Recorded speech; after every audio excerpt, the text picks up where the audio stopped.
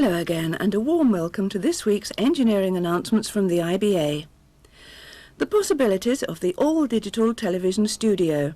Is it all just a pipe dream, and what would it mean to the viewer anyway? A more certain bet is the new transmitter pocket guide, which definitely does exist. We tell you the quickest way to get one.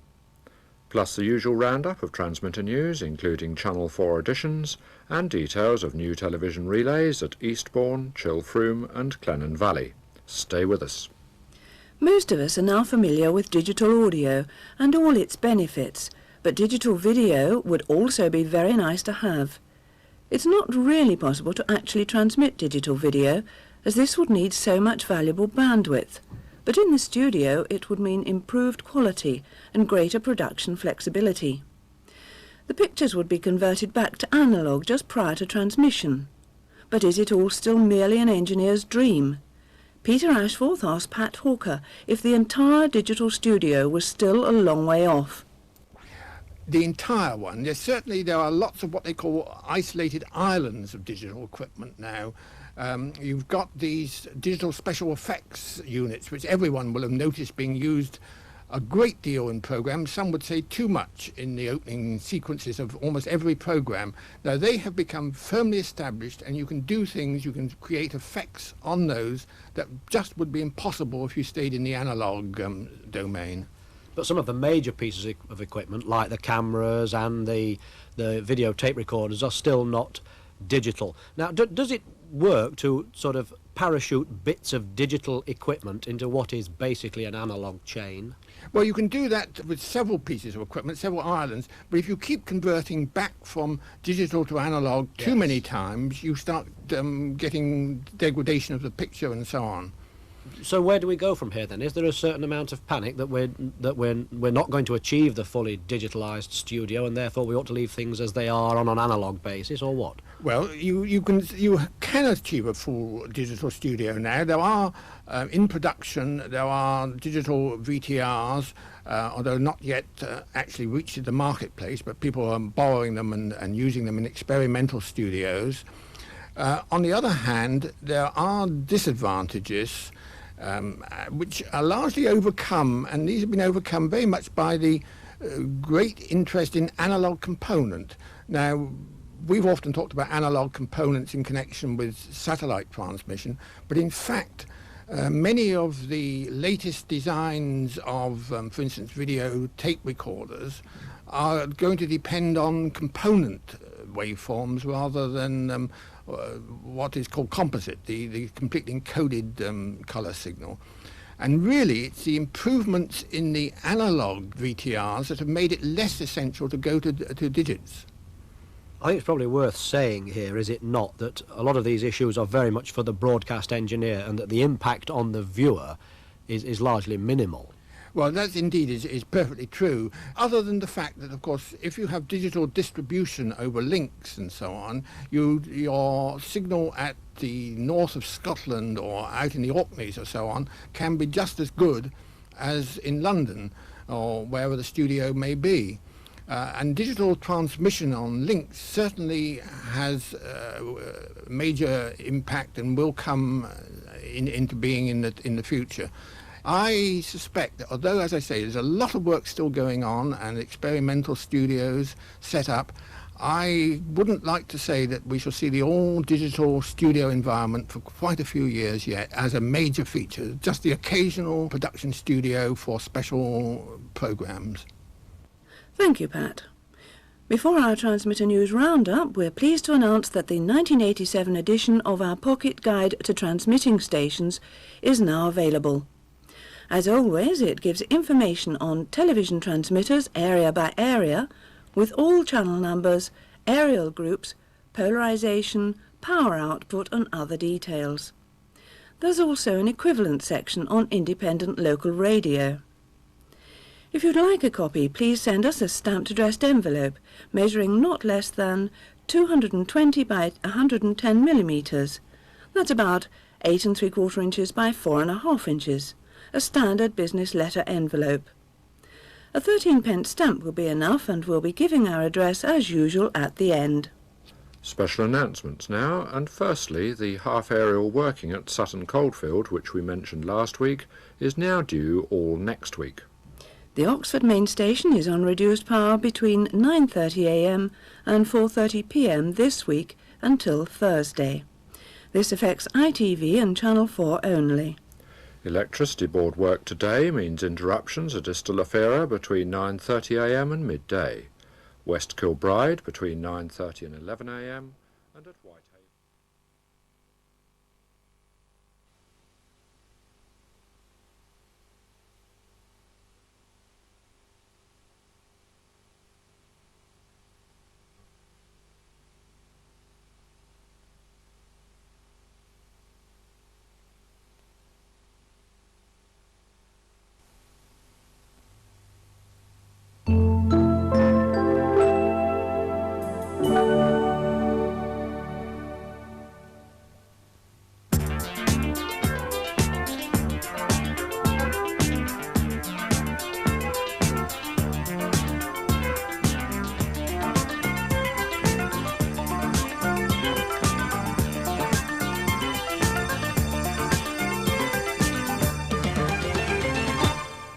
Hello and welcome to the IBA's weekly announcements for the radio and television trade. Satellite television. Continuing our occasional series, today a look ahead to the advantages of the MAC system for DBS. In transmitter news, more extensions to the Channel 4 network and details of 3 new relays. In Sussex, Eastbourne, in Dorset, Chilfroom and in Devon, Clennon Valley. In the previous part of our series on satellite television, we saw that DBS will allow most viewers to use a receiving dish 45 centimetres in diameter. When transmissions begin, hopefully in about 1990, we'll be using a new system called MAC. This is the standard recommended for DBS by the European Broadcasting Union. Much of the development work on the vision format for MAC was carried out by the IBA engineers here in Winchester. So why the need for a new system? Why not continue to use PAL? The present colour television systems were designed many years ago. When colour started, it was essential that the millions of viewers with black and white sets should continue to be able to use them, receiving the colour transmissions in monochrome. The European channel plan for both VHF and UHF had been agreed some years before colour was contemplated. So the new colour transmissions had to fit within the same overall bandwidth already occupied by the monochrome signals. The answer, a frequency sharing scheme, a colour subcarrier placed at the high frequency end of the luminance signal. But there is a side effect for viewers watching in colour. The receiver's decoder can't distinguish between fine luminance detail and genuine colour information. The result, spurious patterning known as cross-colour. There's also another effect. The colour subcarrier produces a moving pattern on areas of highly saturated colour. This pattern of crawling dots is particularly visible on coloured edges. Once colour and luminance are mixed together in this way, it's extremely difficult to separate them again completely. Another less obvious disadvantage of conventional systems is that they're inefficient. Much of the time is spent carrying sync pulses and blanking periods. Only about 3/4 of the signal carries actual picture information. We've already shown that DBS transmissions will use frequency modulation for the vision signal rather than amplitude modulation. This minimises the transmitter power. With AM, the received noise level is constant across the received bandwidths, but in FM systems the noise increases linearly in proportion to the frequency of the modulating signal. This doesn't matter too much for luminance, since the eye is less sensitive to high-frequency noise. But with the PAL colour signal carried on a 4.43 MHz subcarrier, the result is that all areas of saturated colour are more susceptible to noise. As the signal gets weaker, for example, towards the edge of the service area, noise on coloured areas of the picture shows up well before any other degradation. So while PAL and CCAM can work well, they're far from ideal for FM. MAC stands for multiplexed analog components. It does away with the colour subcarrier and so completely avoids the problems of cross-colour and cross-luminance. Also gone are conventional sync pulses, making room for extra sound and data channels, and even widescreen pictures. Mac keeps to the 625 line format, but each line of separate colour difference and luminance information is in effect squeezed, so that during each transmitted line there's room to put first the colour difference, then the luminance. And this is what it looks like, in its compressed and undecoded form.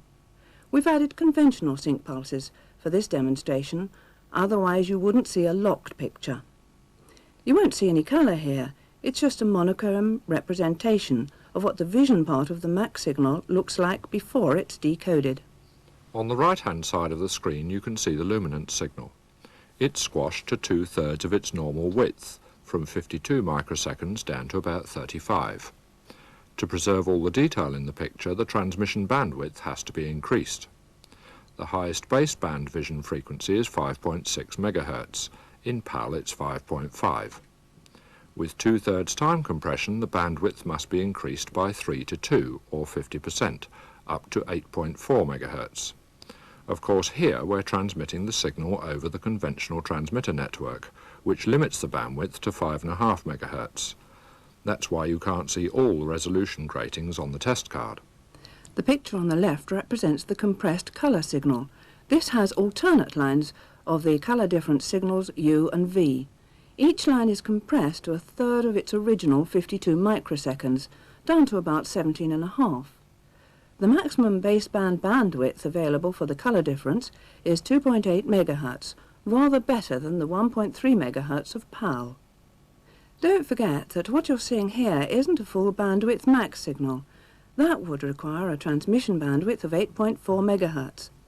Using the satellite, this isn't a problem, since when modulated the signal fits comfortably into the 27 MHz wide FM channel. The result is a much cleaner, sharper picture than is possible with PAL. And because coloured areas of the picture aren't so susceptible to noise, it's possible to use a slightly smaller receiving dish. We've talked about the picture, but what about the sound? On UHF we use an FM subcarrier spaced 6 MHz from the vision carrier. Other European countries have different sound to vision spacings, typically 5.5 or 6.5 MHz. In France the sound is on an AM subcarrier. For DBS the Europeans agreed that each television channel should ideally be able to carry up to 8 high-quality sound channels. The best way to achieve this is to transmit the sound digitally. During intervals between picture lines, the transmission switches from FM vision to a digital data stream. In the case of CMAC, the switching takes place at RF, with sound and data transmitted using phased shift key modulation.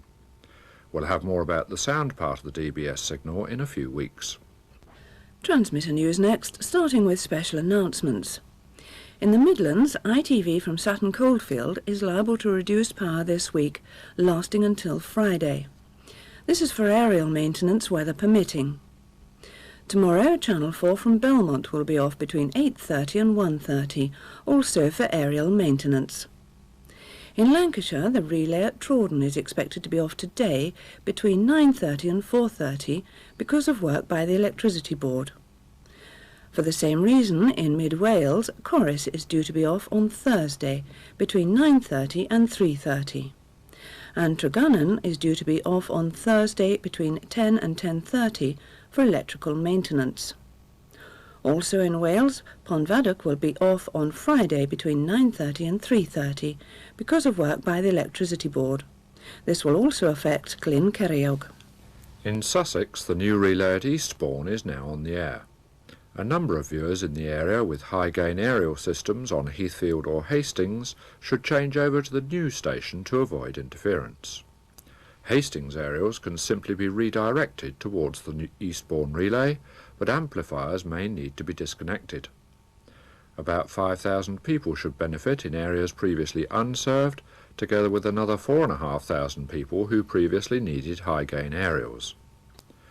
Programmes from TVS South East and TVAM are on Channel 23, with Channel 4 on 30. The aerial group is A, vertically polarised. And our own Bernard O'Brien is in Eastbourne today, visiting dealers and members of the public. We'll be in touch with him during the day, so if you'd like to talk to him, please let us know. Our telephone number coming up shortly. 2 more relays are due on the air towards the end of the month. In Dorset, Chilfroom, HTV West and TVAM on Channel 45 and Channel 4 on 52. Group B aerials are needed horizontally polarised. In Torbay, Clennon Valley, TSW and TVAM on 49 and Channel 4 on 42. Again, it's Group B aerials, in this case vertically polarised. These relays expected on air by the end of the month. Channel 4 next, and now on the air in Cornwall, Truro on Channel 54. This relay covers 1,500 people. Due this week, 3 relays in Scotland, Ballachulish on Channel 29, Onich on 54 and Kinlochleven on 65. And that's all for this week, but if you have any technical queries on independent television or local radio, do contact us. Our address: Engineering Information Service, Independent Broadcasting Authority, Crawley Court, Winchester, Hampshire, SO 212QA. You can telephone our inquiry office on Winchester, area code 0962 822444. If it's cheaper, you can dial our London number 5847011 and ask for engineering information. We'll be back on the air again next Tuesday at 9:15 and again in all regions except Wales at 12:15. So from John Lovell and from me, Maury Nicholson, goodbye until next week.